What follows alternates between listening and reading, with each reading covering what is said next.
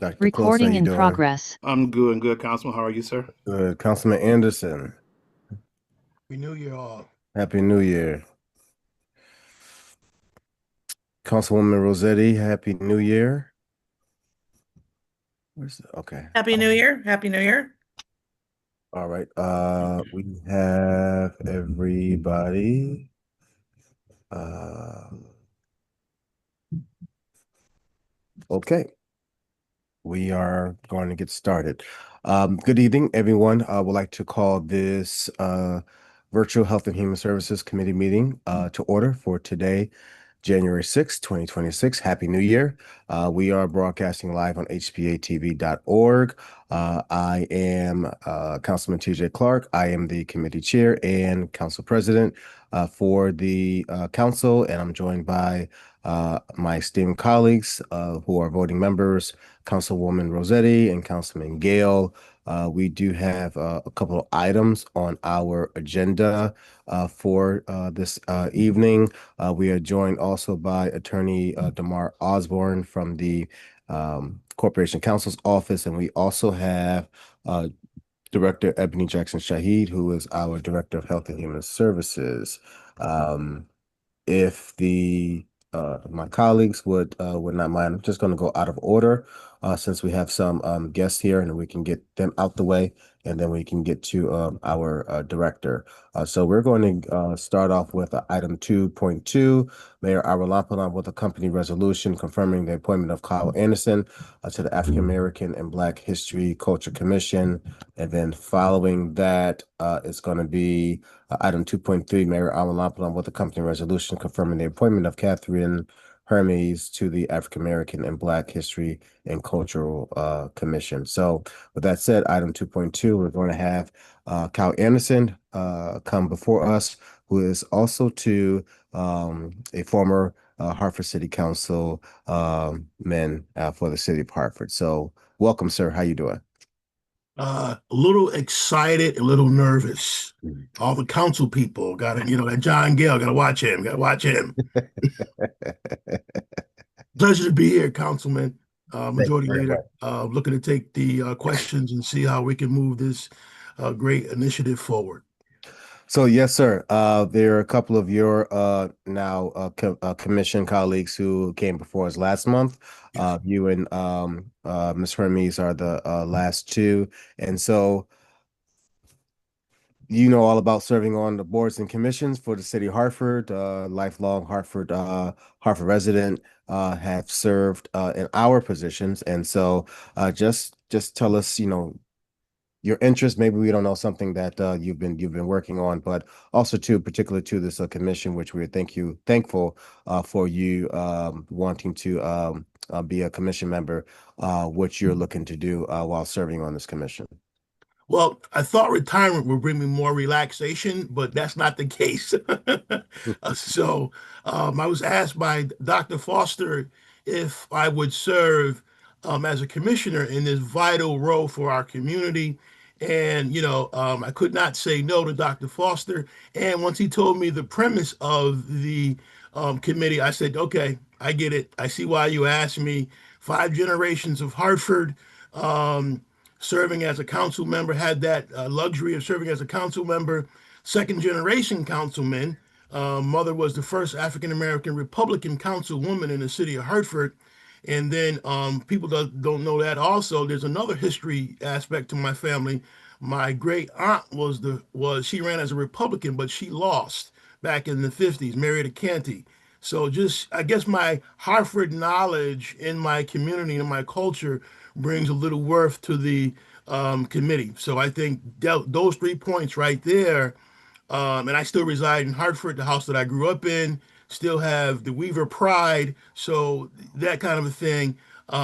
Looking to do the best that I can on the commission with guidance from Dr. Foster. Anything that City Council can provide, looking to be obedient and compliant. So just trying to make sure that we stay within our framework and we uplift and educate young people about the rich and favorable culture of Hartford and its history. Thank you, Councilman. I don't think there's anything else that I can say. I look forward to partnering with you.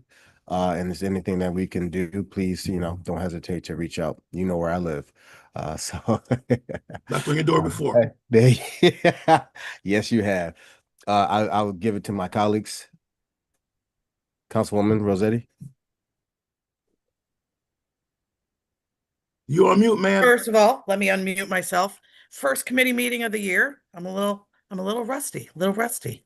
Um, first of all, it's nice to see you, Mr. Anderson. Thank you, ma'am. How are your deer? How are your deer in your backyard? That's another issue. That's another issue. John knows about that issue. And do I? Yes, We've yes. had extensive conversations. So Thank you for the additional the shot spotters around town, but we need some deer spotters too. So that's yeah. good to know. So I know my colleagues, You were the deer spotter. my colleagues are tired of me saying this, but I will not stop saying it, and I will say it now, and I will say it for the next candidate, which I can do you both together. I always am so pleased when someone wants to give their time. As you said, you thought retirement would be less, but even without retirement, that someone wants to do something for our city, give of their time, particularly with people like yourself with such extensive history, and even without, but you really bring so much to the table. It really is, you're obviously others can see to that. We encourage people to do it, but not everybody steps up to the plate. So I really want to thank you. And, as my colleague said, your resume and the history and, our knowledge of each other kind of speaks for itself. But I just want to thank you for, going to take some time and it's appreciated. Thank you, Councilwoman. Councilman Gill. Yeah, thank you, Mr. Chair, and certainly echo everything Councilwoman Rossetti said. And let me just add that as a Hartford Public High School grad, I won't hold that against you. That Beaver Green. I understand you got a good women's basketball team this year. That's right. I'm going to a game. I've been invited to a game next week. So yeah. Good for you. I'm Yes. still hoping HPA-TV is going to put it together. There you go. There you go. Get some of those great rivalries going.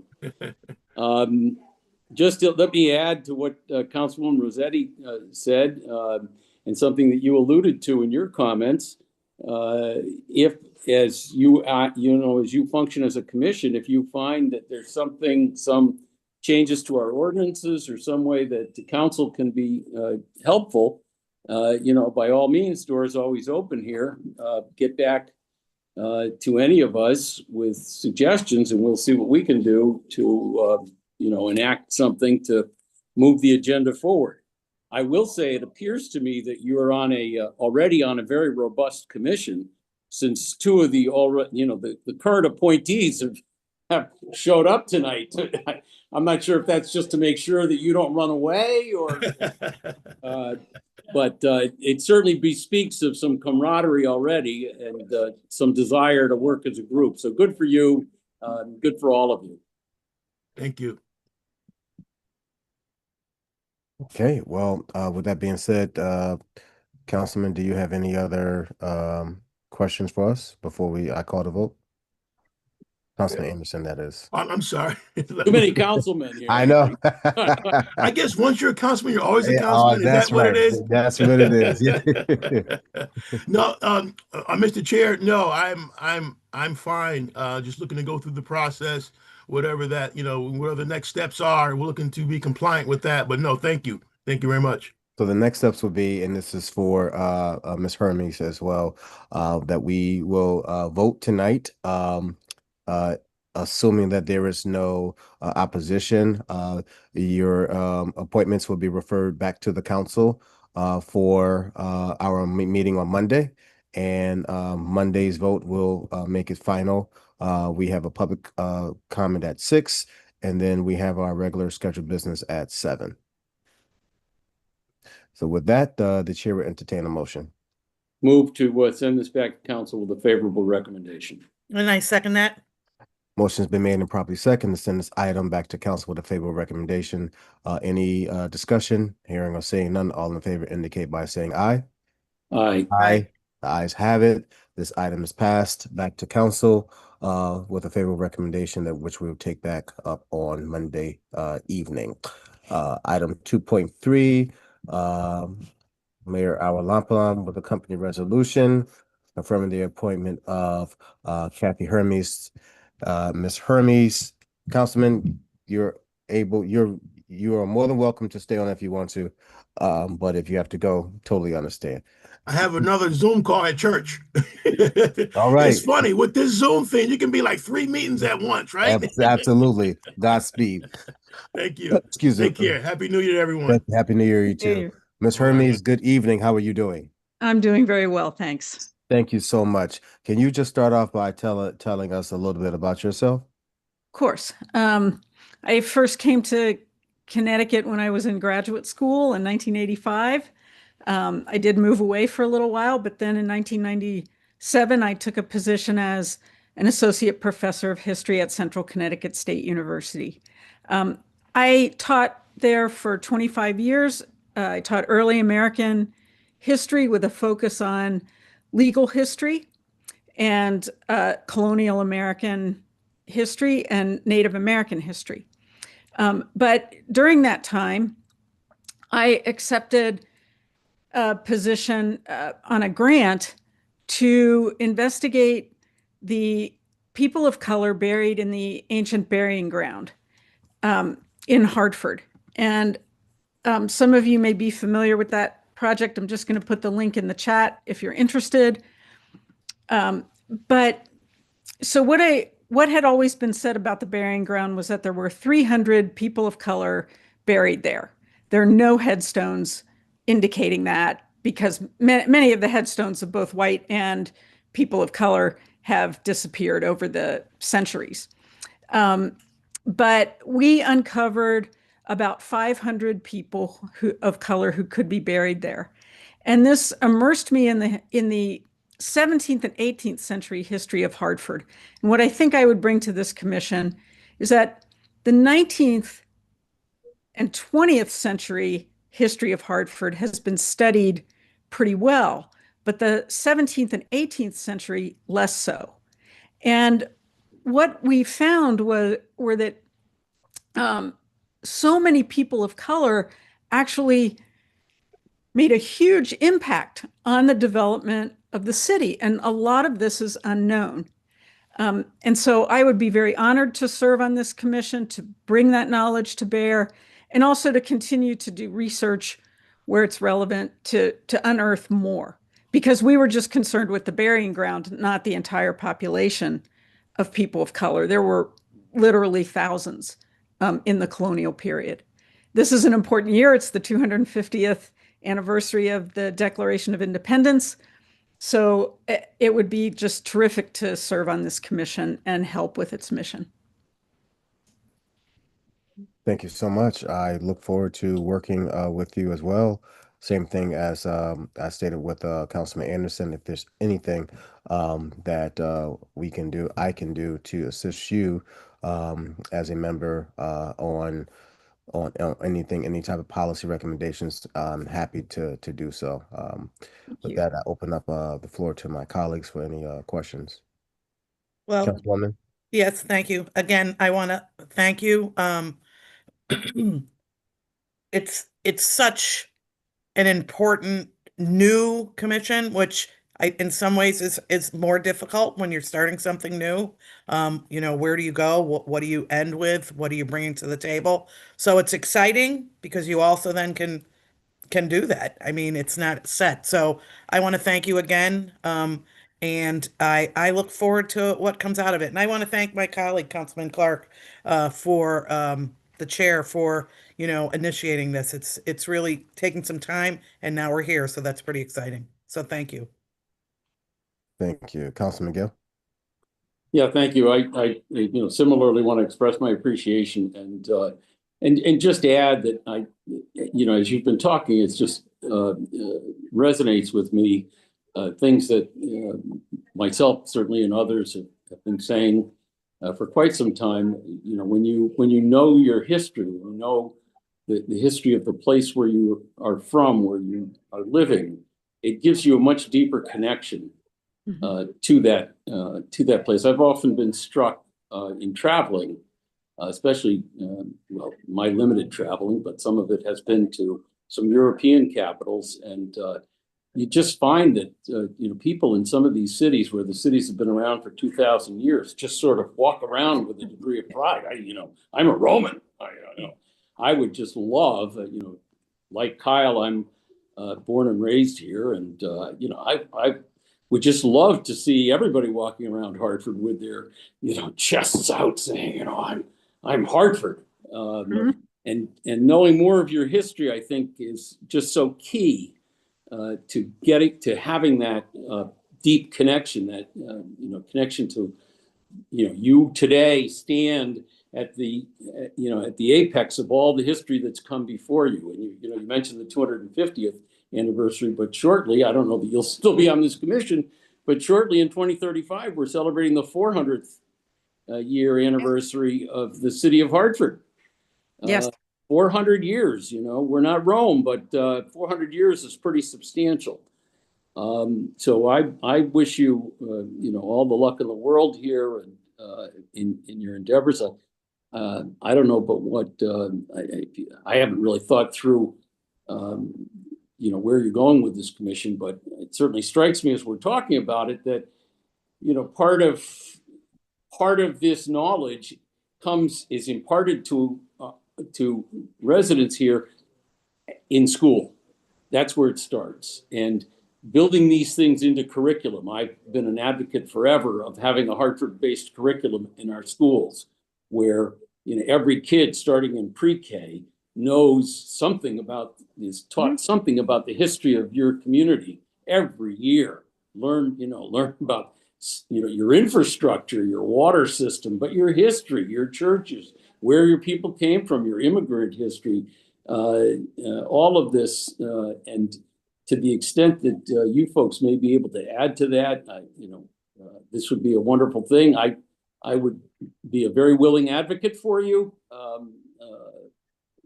on the educational side of this. So, as Councilwoman Rossetti said, and Councilman Clark said, thank you all for stepping forward and being willing to give of your valuable time and your talents, and looking forward to seeing what we can do. Thank you, Mr. Chair. Thank you, Councilman. If there aren't any other questions, the chair will entertain a motion. Move to send this appointment back with a favorable recommendation. I second it. Motion's been made and properly second to send this item back to council with a favorable recommendation. Any discussions? Hearing or seeing none, all in favor indicate by saying aye.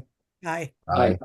It's unanimous. The ayes have it. This item is passed and will be referred back to the council with a favorable recommendation. Ms. Hermes, did you have any other comments that you want to make?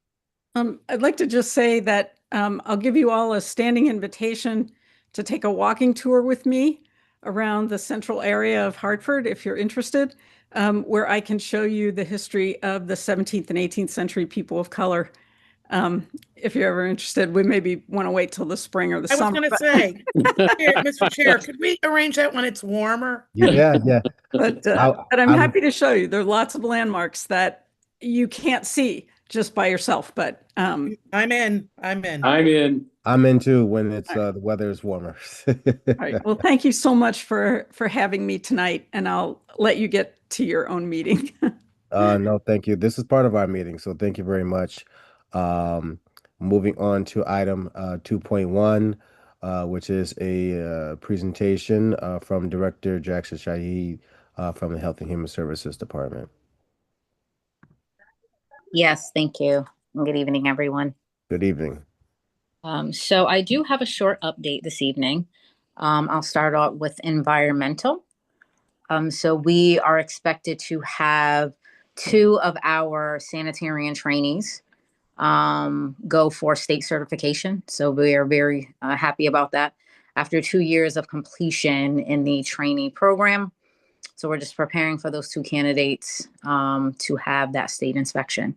I don't know if people are familiar with how the trainee program is set up, but we have a sanitarian trainee position where individuals come in and meet basic qualifications where they have to have a 4-year degree and various scientific backgrounds, have some sort of experience previously working in a healthcare field or a health department. And then they come in and they, take the various courses that's required by the state for food certification.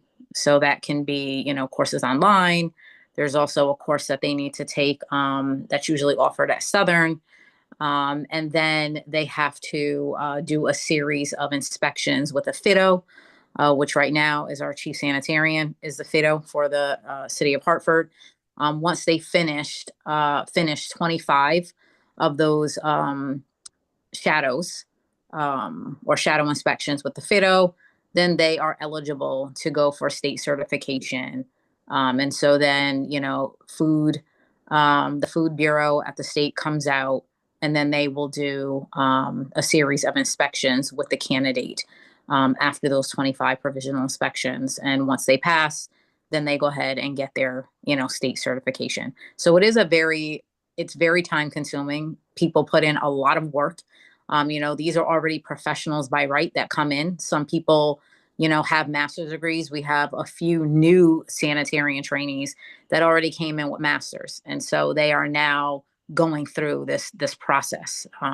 So we're excited to hopefully be able to churn out, 2 more trainees that will become, full-time sanitarians. So we'll be able to add to our staff of a fully trained sanitarian. And we're just really excited about that. So for maternal child health, we have recently hired a coordinator for the car seat program. Not sure if people are familiar with our car seat program, but we do have our car seat program in MyOp, and that individual, it is a grant.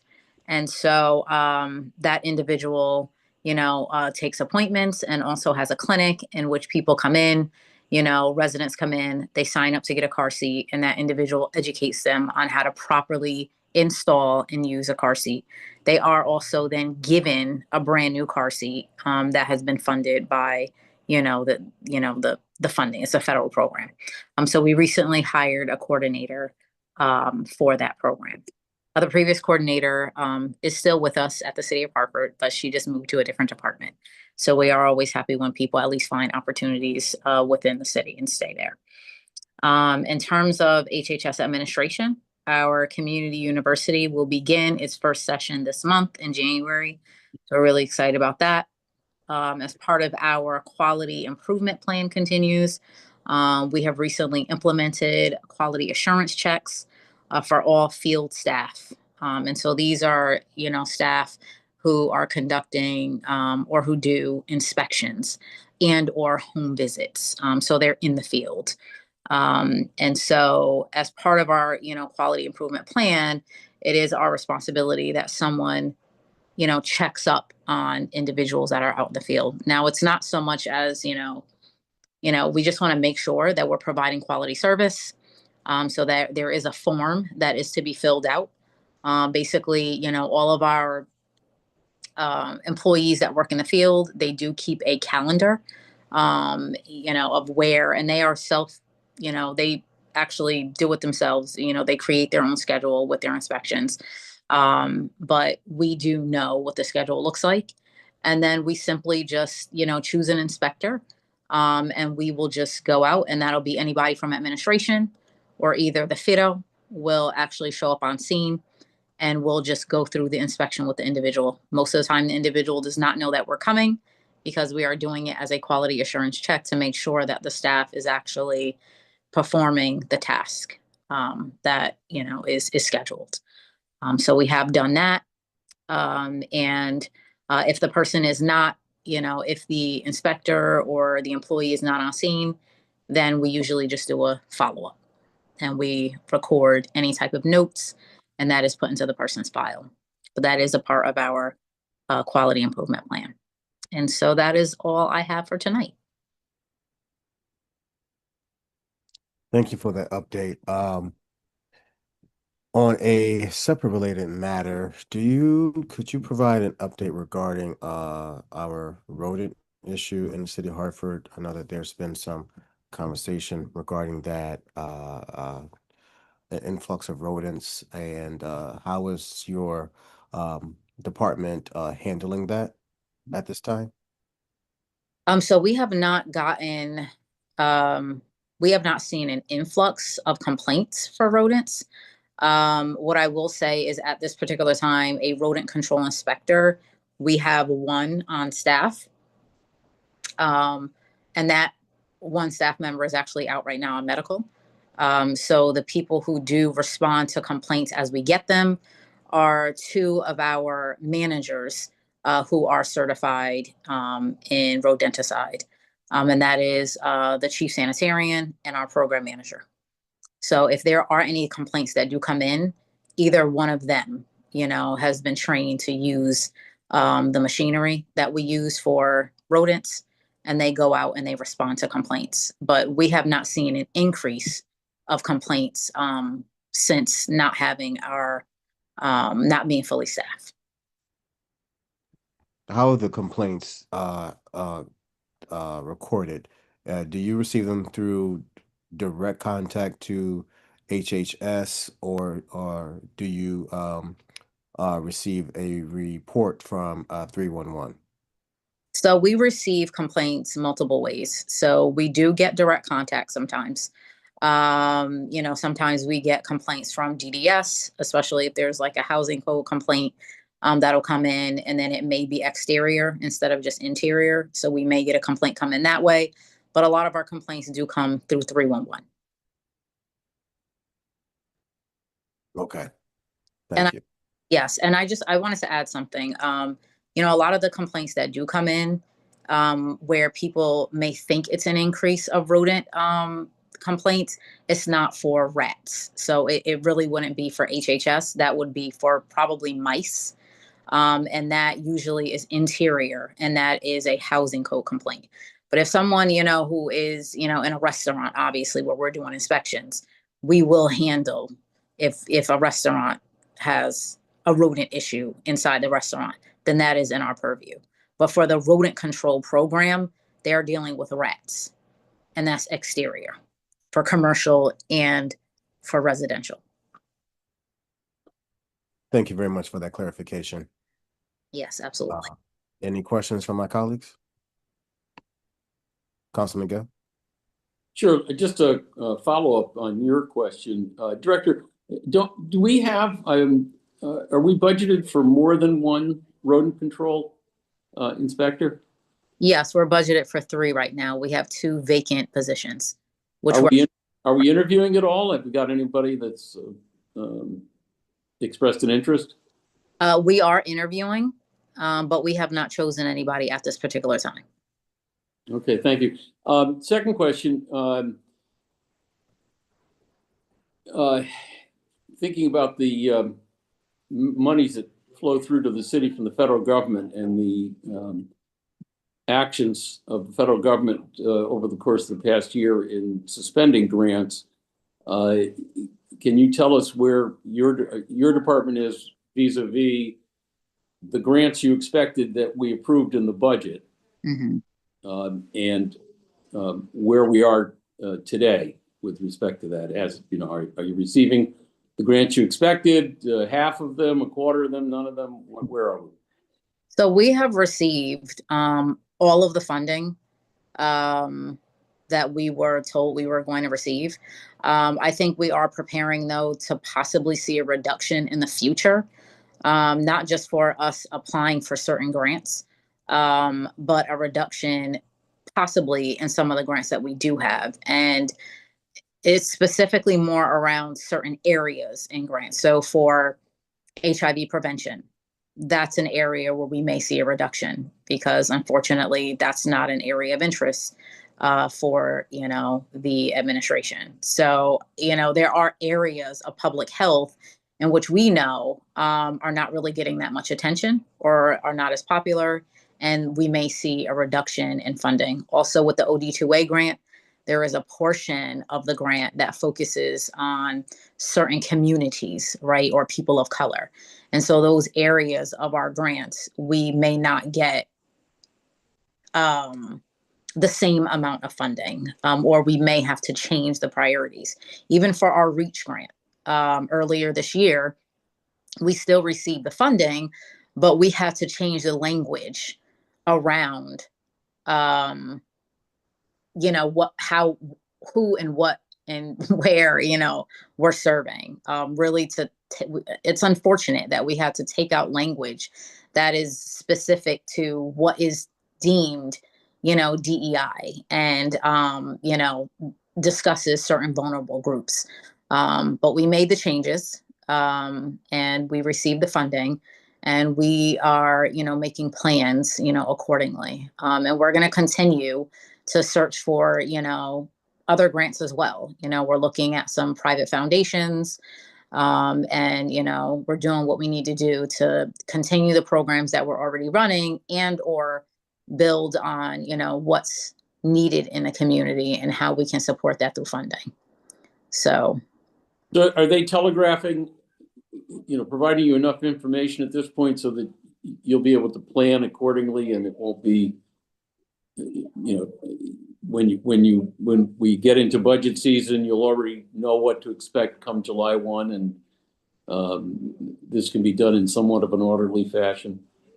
I think that, we have the officers that we have on our grants have been very open with us, as open as they can be, through the relationships that we've built. I think, as a team, myself, Julian, Leanne, everybody is on alert for the same thing.